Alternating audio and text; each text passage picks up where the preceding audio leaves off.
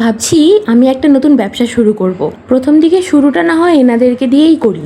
আমাদের মতো গরিব মানুষদেরকে সবাই 200-300 টাকা করে রোজ দেবে, আমরা আমাদের জাল নিয়ে চলে যাব সবার পুকুরে জাল দিতে, সাথে আবার খাবার মাছটাও ফ্রিতে পেয়ে যাব। 2-3 ঘন্টার কাজে যদি 200-300 টাকায় রোজগার হয়, খারাপ কি হবে? আচ্ছা, আমি যদি এই ব্যবসাটা শুরু করি, তোমরা কে কে আমায় সাপোর্ট করবে বলো তো?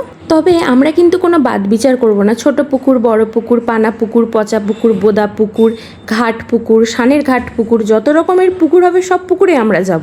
যে কোনো রকমের মাছের পুকুরে আমরা জাল দেব, সাথে মাছ যাওয়াবো, মাছ ছাড়বো, সব রকম কিছু করে দেবো আমরা।